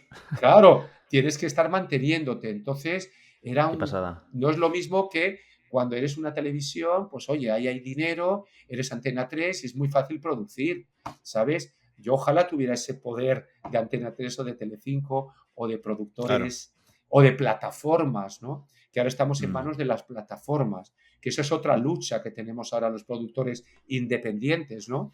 Porque las plataformas se apoderan de todo. Antes tenías que ir, como tú decías, Alfredo, con un nombre. Tenías que ir con un director, con Christophe Barratier, tener ya un dinero, pero ahora vas a las plataformas y le dices, es que tengo Al Pacino, que es en mi caso, que yo he contactado con Al Pacino, y te dice, pues nos da igual. ¿Cómo que te da igual? Que tengo Al Pacino. Que he hablado con Ana de Armas, que se ha leído el guión. Nos da igual. Que tengo 1.000.000 de euros. Nos da igual, nosotros tenemos el dinero con los suscriptores, ¿no? Entonces, ahora es como una prepotencia de las plataformas que Ya. son poderosas porque ellos se mantienen con la gente que paga las cuotas mensuales, que tenemos que ahí negociar muchísimo porque te cambian toda la historia, ¿sabes? Ellos dicen, vale, pero yo ahora quiero poner este director, quiero poner este guionista, quiero poner este actor, y entonces es una negociación totalmente distinta a las que teníamos hace unos años. Me parece, perdona, Valen, ya te dejo hablar, pero es Sí, que tranquilo. me parece increíble que, o sea, es que me siento muy yo creo que Valen igual, o sea, se está mordiendo la lengua porque nos sentimos muy identificados con esto de muchos momentos de la producción que piensas, esto no Ya, sale, lo dejo. Y sin embargo, que sigas aspirando a hacer una peli de época, que sigas ahí contactando a Al Pacino, a Ana de Armas, O sea, lo de Al Pacino me ha parecido flipante. O sea, ¿has contactado con Al Pacino? Sí, sí, sí, no, todo se llega, yo te digo que a través de contactos. A ver, Qué fuerte. para el próximo proyecto que tengo, el director es Michael Radford. Ya firmamos el contrato durante la pandemia, hemos estado trabajando con él. Michael Radford es el que hizo El Cartero y Pablo Neruda, el que produjo también, dirigió la El película de Mercader de El Venecia, Mercader de sí. Venecia con Al Pacino. Ah, Entonces, claro. claro, es tan sencillo, y con Antonio Banderas, que O sea, lo hizo... vas a hacer internacional entonces, Sí, Juan. sí, no, y en inglés, estaba en inglés, la próxima ya va en inglés. El jugador de ajedrez, quisimos dejar los idiomas, quisimos respetar que el alemán grite, insulte en alemán, que los franceses hablen francés y los españoles español. Después la subtitulamos en inglés, ¿no? Pero queríamos respetar los idiomas. Con esta queremos hacerla internacional, ya en inglés, y para un público todavía mucho más amplio. Y entonces Michael Radford se enamoró del proyecto de La princesa de Capurtala, de Anita Delgado, y entonces él habló con Al Pacino. Es que ha trabajado con él tiene el teléfono. Ah, amigo. Llama al Qué Pacino bueno. y le dice, Qué oye, bien. en este proyecto quiero que estés. Entonces, con Al Pacino lo tenemos por eso, ¿no? Qué Y fuerte. sí, y después... Oye, pues ánimo con ese proyecto. Tiene muy buena Sí. pinta. Y Ana de Armas, cuando dices Ana de Armas, ¿por qué? Pues que contactamos con la hija de Lolita Flores, que también la tenemos, con Elena Furiase, y el hijo de Elena Furiase, la madrina es Ana de Armas. Entonces, Elena Furiase le escribió a Ana de Armas y le dijo, oye, hay este proyecto interesante, y Ana de Armas lo leyó. Entonces, por eso te Qué digo yo que bueno. las conexiones cósmicas ocurren Claro. y te van acercando. Que después tienes que negociar con los agentes, que eso es otro mundo, ¿no? El mundo de los agentes, a veces los agentes son más divos que los propios actores, ¿no? Y tienes que no puentearlos, contactar con ellos, pero a veces llegas al actor antes que al agente, llegas antes, ¿sabes? Y contactas, pero claro, finalmente tienes que firmar con el agente, ¿no? O negociar con él. Qué loco. Ahora vamos a pasar a hablar un poco más de por qué el cine y un poco más de esta parte, ¿no? Me quedó la frase esa de no hay reglas, no hay formas, no hay manuales. No hay. Si los hubiera todos seríamos exitosos. Y es verdad, porque uno en el camino va dudando, va teniendo 1000 preguntas, es por acá, es por allá, sigo, paro, es muy... genera mucha ansiedad y muchas dudas, Sí. pero antes de pasar más a esa parte de la producción en sí, quería preguntarte una última cosa acerca del jugador de ajedrez y de la producción de la misma. Un poco más, porque antes mencionaste que fueron 7 años hasta que se ruede la película. Un poco más de la parte de después de rodar la película, de la postproducción y la distribución. ¿Cuánto fue la duración de la postproducción desde que se rodó hasta que esté finalizada? Y un poquito de cómo es la distribución, qué rol tiene el productor en la distribución y si esa parte es más fácil o sigue siendo también una lucha. Sí, bueno, lleva todo un recorrido, es decir, la postproducción después fueron otro mes también de trabajo posterior. Hay que meter muchos elementos, la sangre, los disparos, los aviones americanos, cualquier cosa hay que retocar, Las anécdotas. ratas, ¿no? Las ratas que aparecen, que son contratadas también, todo tiene un precio, y eso me recuerda a lo que valen las ratas. Claro, sí, yo cuando vi la película, cuando fue el estreno, me emocioné también y decía la gente, ¿por qué te emocionas? Digo, pues yo no sé si es del dinero que ha supuesto todo, porque estás viendo la película, pero estás viendo el dinero de las ratas, el dinero de los aviones, el que fue muy gracioso porque cuando estábamos en postproducción, estamos viendo una escena donde la protagonista, hay un primer plano de ella, que se le ve un bulto, hay un señor que mientras estamos viendo el rodaje, dice, tiene un bulto en la nariz, ¿para qué dijo aquello? Digo, ¿cómo que un bulto? Entonces, ya siempre que veíamos esa escena, veíamos el bulto. No tenía un bulto, es que cuando se ponía así un poquito nerviosa, había una vena aquí que se le inflamaba un poco a la protagonista y entonces se veía ese bulto. Entonces, tuvimos ya que quitar ese bulto porque ya estamos obsesionados con el bulto y quitar el bulto supuso un dineral, porque eso es fotograma a fotograma, que hay que hacerlo con un programa. Y entonces todo eso es dinero que va incrementando todavía más el gasto, ¿no? Entonces cualquier cosa de efectos especiales, pues es un dinero que hay que añadir, ¿no? Por eso las producciones como La Guerra de las Galaxias, todas estas grandes producciones son tan caras, ¿no? Yo no me puedo imaginar que cualquier retoque, porque antes lo que hacíamos cuando rodábamos en las calles es que las señales de tráfico, los semáforos, había que quitarlos manualmente. Hoy en día todo eso se hace con un programa informático que te borra la señal. Hay que tener mucho cuidado que no aparezca un volardo, que no aparezca cualquier cosa que durante el rodaje no te has dado cuenta y en postproducción dices, oye, que hay un volardo que se ha pasado, que se ve un stop, una señal, ¿no? Entonces, todo eso es más dinero que hay que quitar también con la postproducción. Y después hay que añadir la música, el sonido, los doblajes, es decir, que después lleva todo eso, son semanas y semanas hasta que ya ves el producto final. Es, bueno, pues como un niño cuando nace, ¿no? Tienes que ir poco a poco viéndolo crecer y eso son todas las semanas. Por eso, ahora, por ejemplo, fíjate, la Sociedad de la Nieve de Bayona. Lo hemos comentado en este episodio. Sí, ese proyecto empezó a generarse en el año 2016 y lo ha rodado hace poco. Es decir, y estamos hablando de Juan Antonio Bayona. Es decir, yo en ese momento decía, ¿por qué a mí me está costando tanto? No, es que cualquier proyecto, desde que tienes la idea al guión hasta que se termina, tarda sus 5, 6, 7 años, no te lo quita nadie, ¿eh? No, un buen proyecto no te lo quita nadie. Hay mucho trabajo y muchas horas de producción. Claro. Bueno, y ahora si querés ya pasamos a la última parte del cine. Te queríamos preguntar cómo llegaste, pero ya contaste un poco al principio. Una pregunta cortita sería, ¿por qué el cine? ¿Qué te cautiva del cine? Porque antes también mencionaste que trabajaste con teatro, con un montón de otras artes. ¿Por qué el séptimo arte del cine es la que más te vuelcas últimamente, ¿no? Porque no sé si has hecho otras cosas antes también. Sí, he hecho teatro, he trabajado mucho en teatro, he movido también producciones teatrales. Estuve trabajando con la madre de Leonardo Sbaraglia, Rosana Randón es la mamá de Leonardo Sbaraglia, que es argentina. Ella trajo una producción a España, que es Bastarda sin nombre, sobre la historia de Evita Perón, maravillosa, que estuve produciendo también en Madrid. Y también decir que, ya te digo que lo de producir es algo que llevas, que no sabes que lo estás haciendo. Son proyectos que te llegan, que pones en marcha y a eso se le llama producción.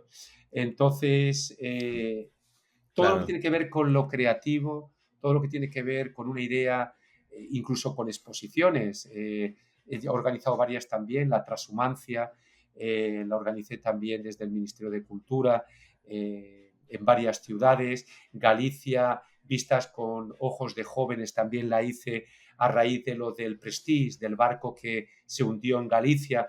Tuvimos que promocionar Galicia y hice también una exposición de jóvenes creativos, fotógrafos, cómo veían Galicia desde sus comunidades autónomas para fomentar Galicia después de ese trágico suceso que fue el hundimiento del petrolero, el Prestige. Entonces, es decir, el tema cultural me apasiona en todas sus versiones, pero el cine tiene la magia de que de un guión, de un texto, ver esa película, después esa magia, convertir ese guión en una imagen, para mí es algo tan fabuloso que desde pequeño, cuando mi tío Pedro nos ponía esas películas de Charlotte, del oeste, que yo me quedaba mirando la pantalla engatusado, enamorado de la imagen, viene desde ahí, ¿no? A mí la imagen, he rodado mucho con vídeo, me encanta la fotografía, todo está encaminado por el mismo sitio.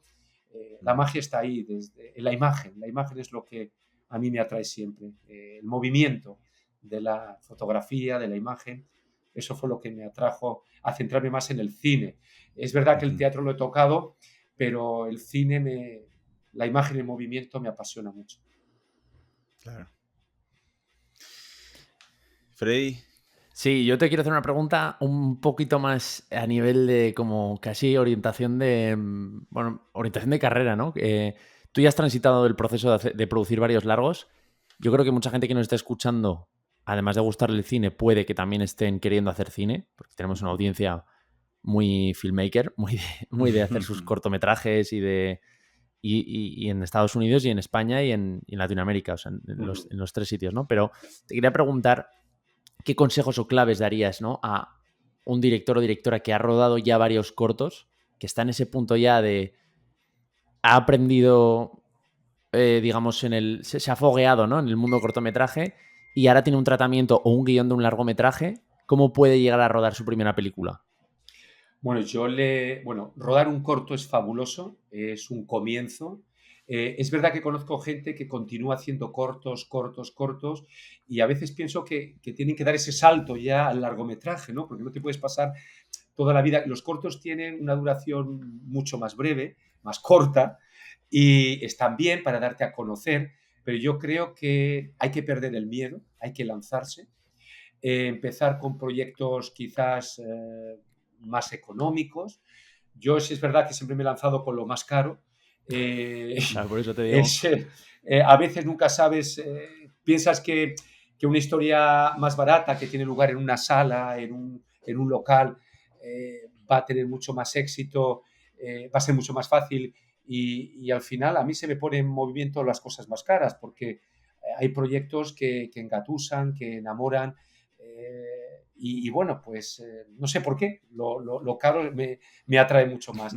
No hay fórmulas, por eso te digo que os quiero dar fórmulas y a vuestros oyentes también, pero lo único es perseverancia, arriesgarse, saber cruzar el río, hay que cruzar ese río, hay que atreverse, hay que lanzarse, hay que salir de la zona de confort de los cortometrajes, que están muy bien, pero hay que avanzar y bueno, tener un buen guión. Si tienes un buen guión, ya sea una historia más barata, más cara, va a salir, va a salir.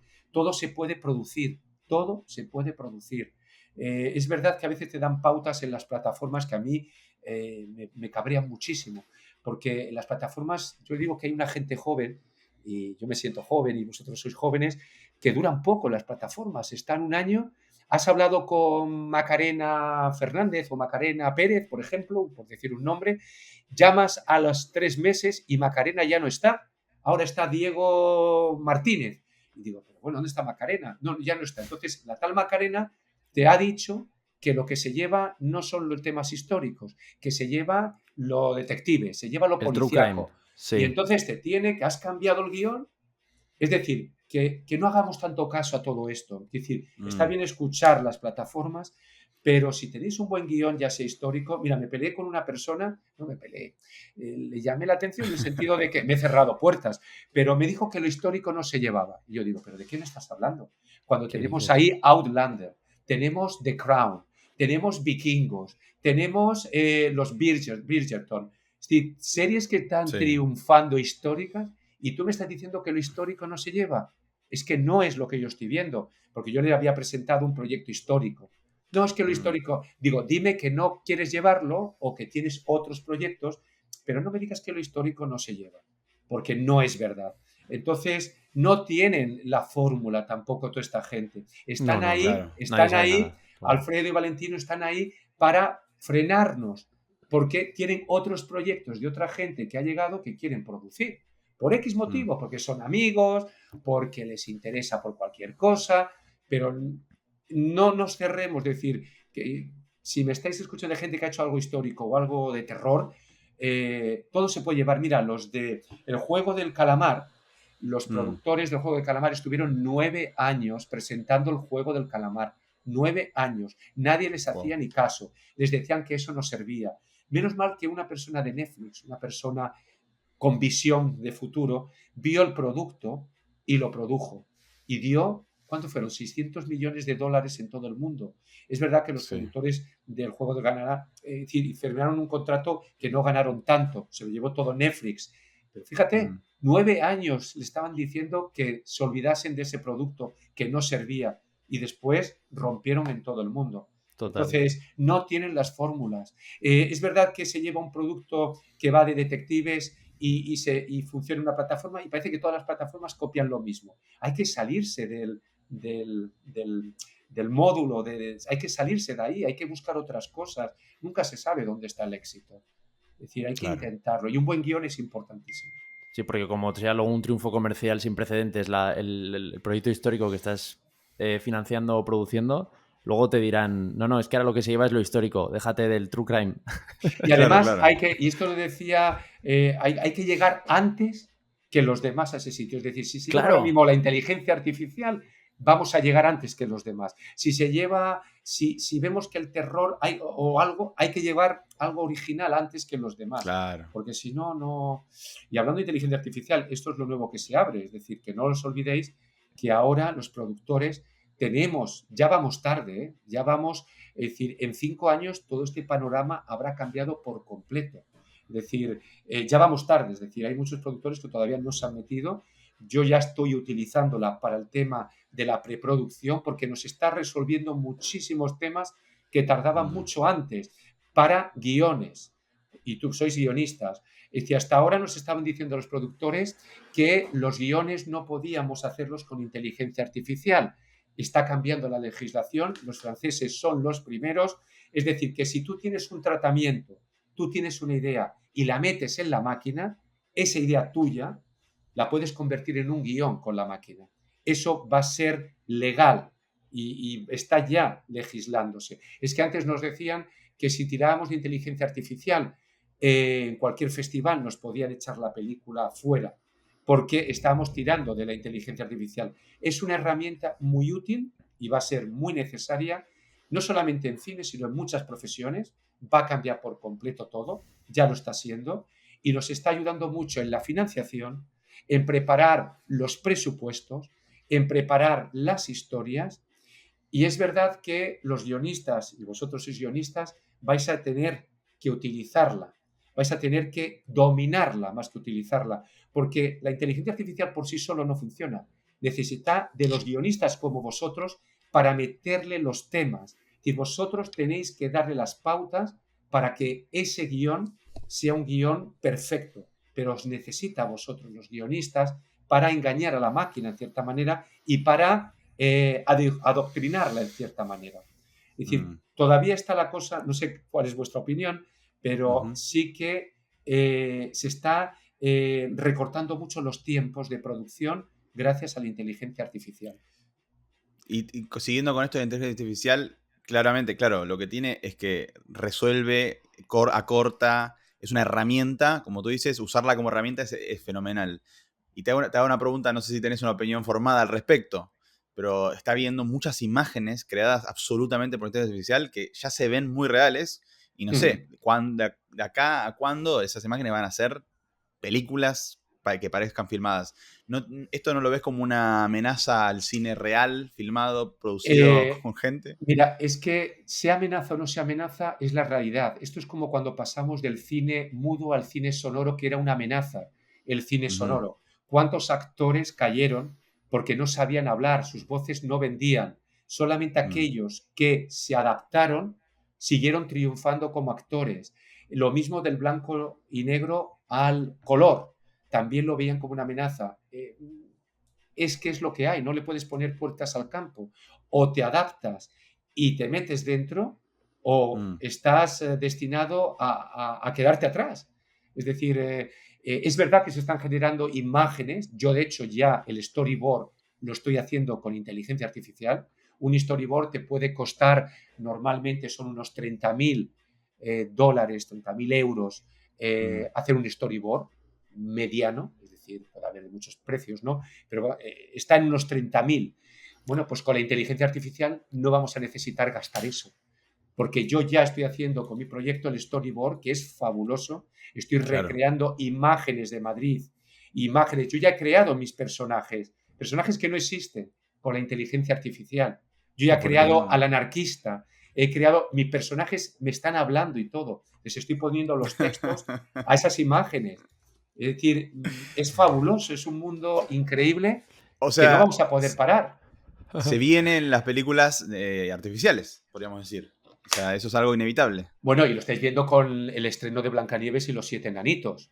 Habéis oído la crítica, ¿no? Los enanitos están creados, no existen, son artificiales. Es decir, han protestado los actores enanos, es decir, con este problema físico, porque dicen que les están quitando trabajo, porque claro, si están ellos, ¿cómo que se están creando estos enanitos artificiales? pero es que Claro. son tan reales. Claro, llegará un momento en que se creen los propios actores, ¿no? Sí, sí. Si esto sigue avanzando y llegará, de hecho las voces ya se están utilizando. Scarlett Johansson ha protestado porque se había utilizado su voz para no sé qué producto, ¿no? Que era como una especie de Siri, un producto que hablaba con la voz de ella, ¿no?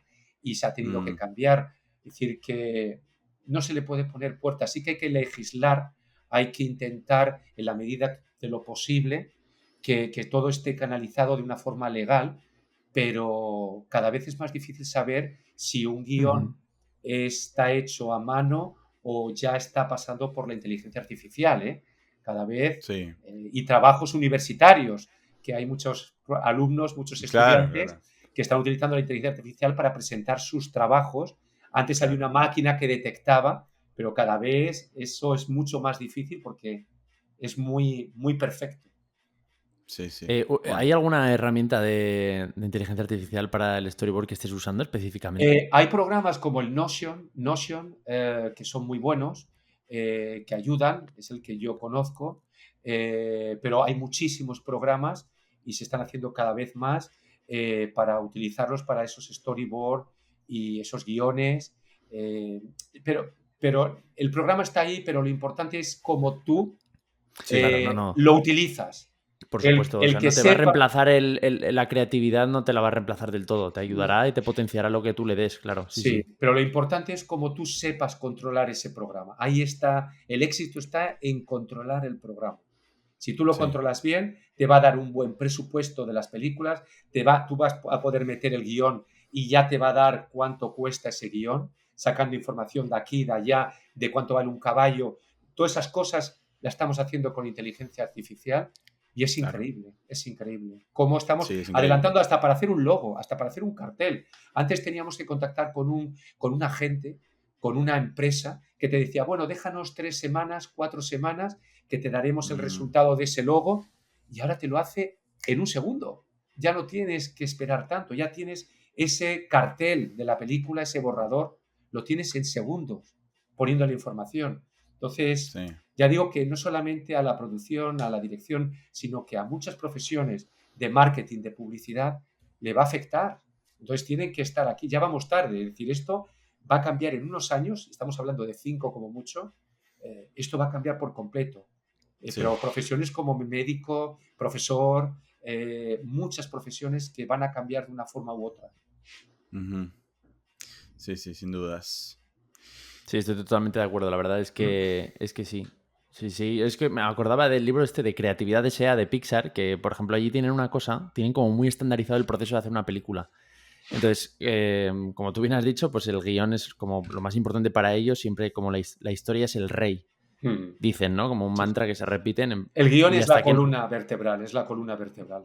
es la columna vertebral y hasta que no esa columna no es la mejor versión de sí misma y es sólido y funciona, no siguen, ¿no? No siguen avanzando. Es Y muy claro, allí difícil. tenían una cosa. Sí, no, desde aquí quiere decir Alfredo que es muy Sí, difícil que con un buen guión, que también ha habido claro. fracasos, fracase una película. Si tienes un buen guión, tienes casi el 70% de que la película va a salir bien, ¿no? Después puede haber algún problema, el productor se le ha ido la cabeza o en algunas producciones en las que yo he estado ha querido meter a la hija, al hijo, al amigo, que esto no es una ONG, hay que tener mucho cuidado que se han caído producciones pues por querer poner a un amigo que no es un buen Ah, actor o que no es un buen director de fotografía.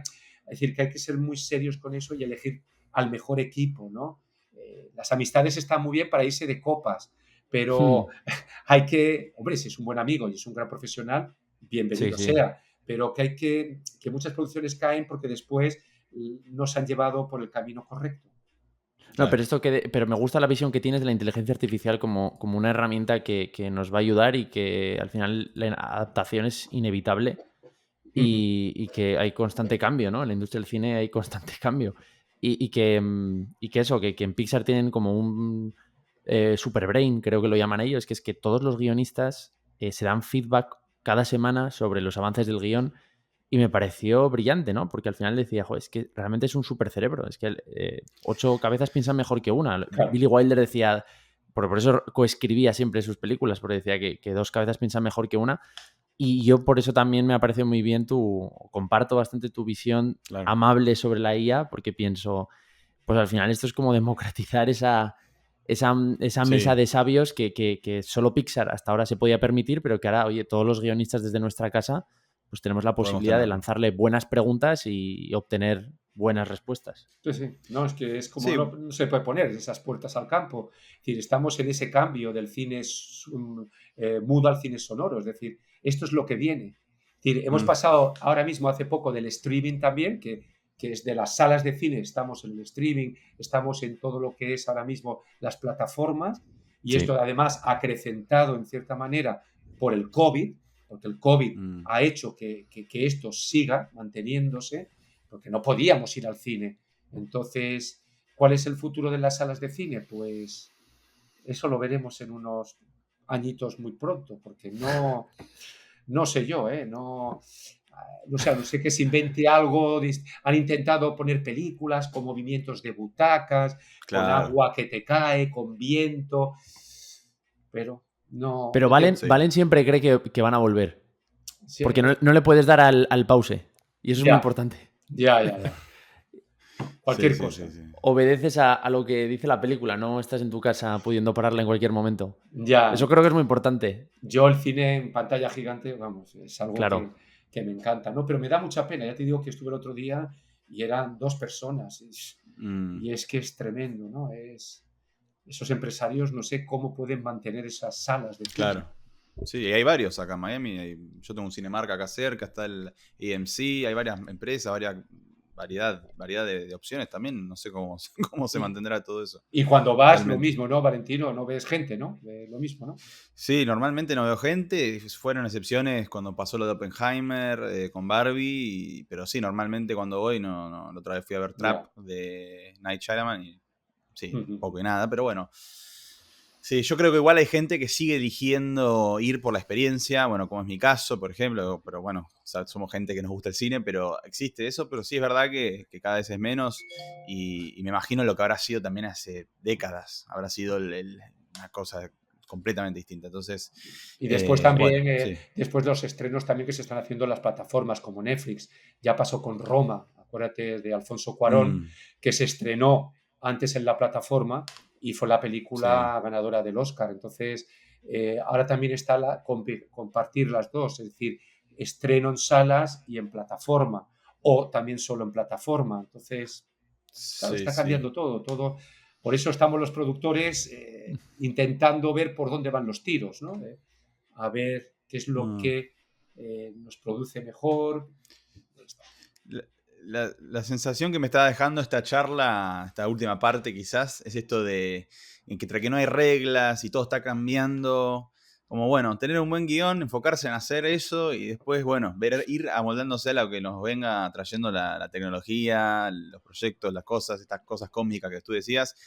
Y al final del día, bueno, es esta lucha entre poder vivir del cine y a su vez hacerlo y a su vez también poder comer.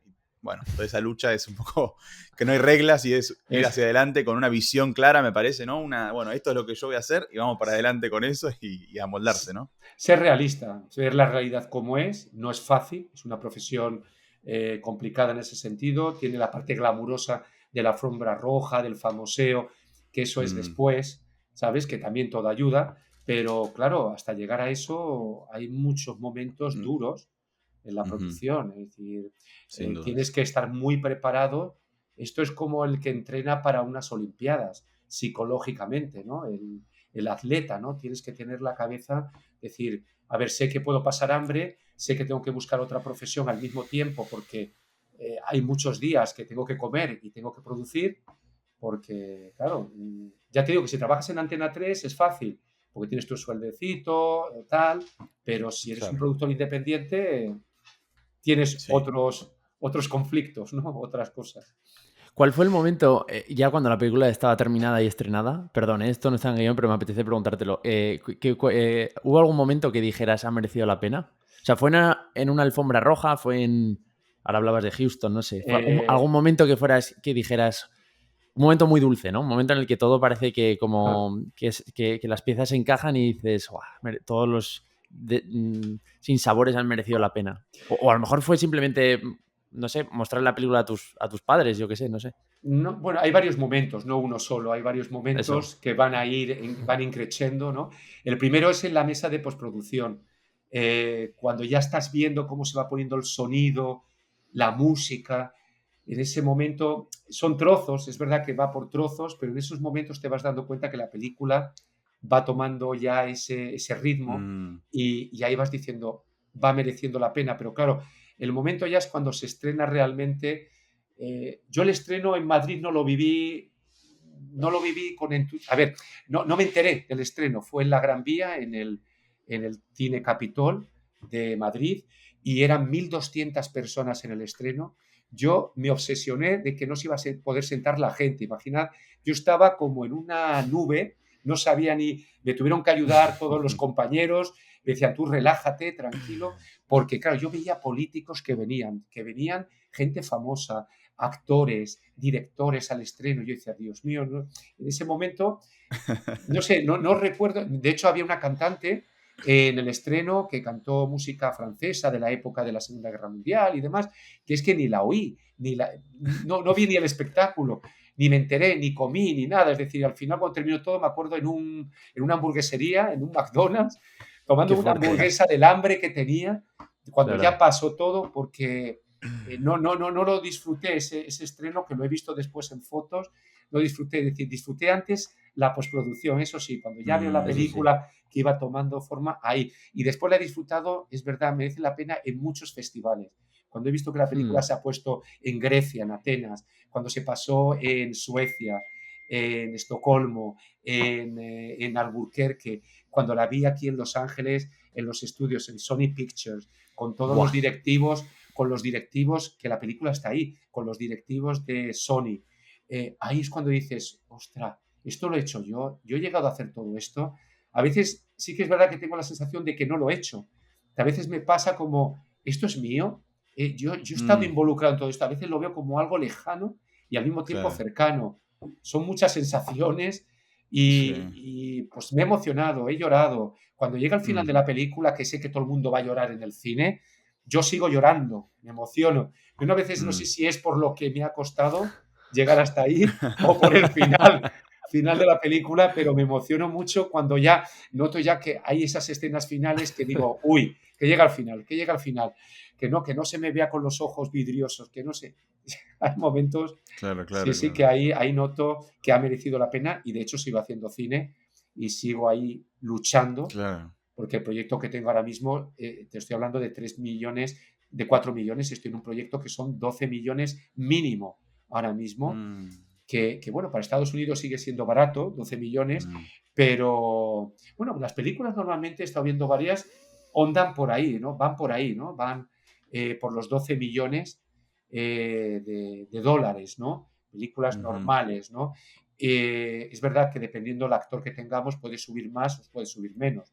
Estamos Claro, ahí que si tenemos a este, tenemos al otro, pero se van bajando también los presupuestos porque ya los actores quieren trabajar y ya saben que no pueden mantener un caché de 12 millones, por ejemplo, ¿no? Como puede tener ujú, Julia Roberts, 12 millones de dólares. O ya. Sandra Bullock. Sandra Bullock tiene un caché tan alto que, por ejemplo, en algunas producciones como en Gravity, ella decidió no cobrar ese caché que tenía a Mm. cambio de beneficios en la distribución de la mm. película. Entonces, Gravity ganó el Oscar y fíjate, se vendió en todo el mundo, es decir, se hizo millonaria Sandra Bullock, ganó más dinero como en beneficios que si hubiera tenido ese dinero como Claro. actriz, ¿no? Entonces, eso también lo negociamos los productores. Yo te doy tanto, Sí, pero equity, ¿no? Claro, claro, sí, sí, sí. claro, porque a Oye, veces pues le salió bien la jugada. sí, Y eso hay, también me imagino que la comprometería más. claro, Lo dio todo. claro, hay cachés, por ejemplo, así 12 millones, el de Julia Roberts, no sé si Ya. Javier Bardem está por los 6 millones o por ahí. Es decir, que Buah. depende, por ejemplo, sé que después se bajan los presupuestos. En Beautiful de Iñárritu cobró mucho menos Javier Bardem, ¿no? Porque es Claro. amigo también del director. Entonces, después hay otros tipos de negociaciones que, bueno, pues tienes que mantener ese caché para tener tu estatus de megactor o megaactriz, pero después se negocia todo eso. Ujú. Bueno, y sobre todo yo creo que es lo que tú has dicho, que si al final si es un buen guión, si a un actor le interesa el personaje, si se enamora del personaje, artísticamente se involucra y Sí, sí, es verdad. Es ya verdad. encontrará una secuela de Marvel con la que comprarse su casa en Fort Lauderdale o en Y no, Malibu.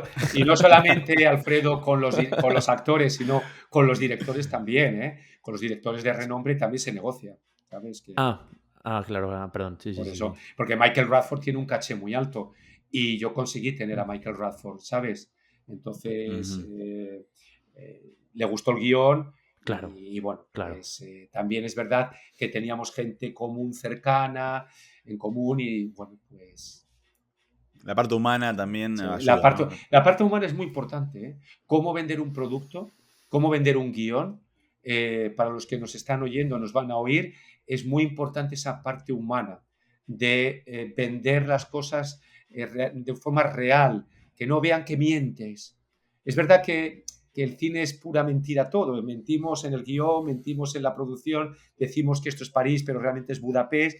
Mm. Pero hay que ser realista en cosas, hay que... se juegan con faroles también a veces, ¿no? Para conseguir un actor le dices que está Menganito, que a lo mejor Menganito no lo tienes, y le dices a fulanito que Menganito está, que a lo mejor no te ha dicho que sí, pero bueno, ha manifestado un interés. Se juega un poquito con esos faroles, entre comillas, ¿no? Para tratar de Sí, convencer, pero siempre siendo tú mismo, creyendo en ti y no y auténticos, ¿no? mostrar, siendo auténtico, sí, siendo auténtico. Así que qué Bueno, bueno, Juan Alfredo. Antonio, estamos muy contentos con Freddy de haberte tenido. La verdad que la charla fue excelente, mucho Muchísimas valor hemos gracias. obtenido de esto. Yo no sé si hay algo más que quisieras compartir, algún mensaje que quieras dar. Has dicho un montón de cosas geniales para todos. Pero bueno, si hay algo más que quieras, te queremos dar también el espacio para que lo agregues antes de cerrar. Pues nada, yo agradeceros a todos vosotros, a todos vuestros seguidores, que bueno, si he contribuido en algo a animarlos, a abrirle los ojos, pues oye, creo que ha merecido la pena. Que bueno, que no nada es fácil, que todo se consigue con mucho trabajo, con mucho esfuerzo, que es verdad que estamos acostumbrados a ver la inmediatez en muchas cosas, en televisión, influencers, gente que parece que sale y que todo, que hay un trabajo detrás, que a vosotros esto os está costando también sacar adelante esto que estáis haciendo, cada vez estáis teniendo más seguidores y también, fijaros, tampoco es fácil y lo estáis consiguiendo y que no hay que dejar de soñar.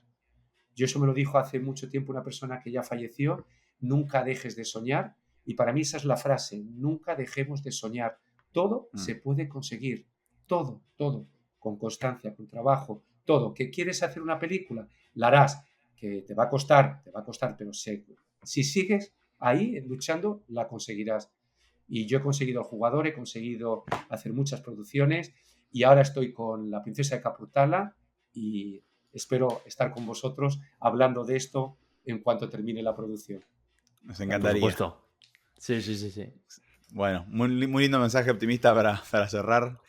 Nos encantaría escuchar tu opinión, la de los que nos están escuchando, qué les pareció el jugador de ajedrez, si ya la pudieron ver, cuáles fueron los momentos favoritos de las películas, qué les pareció esta charla, qué sacaron de valor de acá, si hay alguna pregunta que quieren hacer en los comentarios, que vamos a estar atentos para ver si las podemos responder. Y los invito a que compartan este episodio, den me gusta, se suscriban y para que puedan seguir en este camino con nosotros de cine, de mucho cine.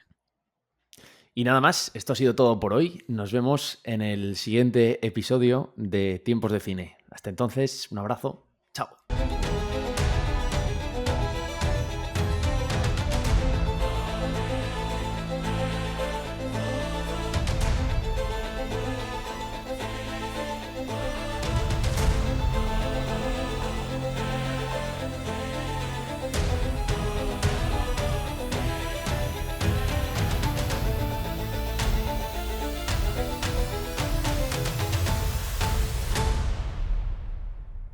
Cut!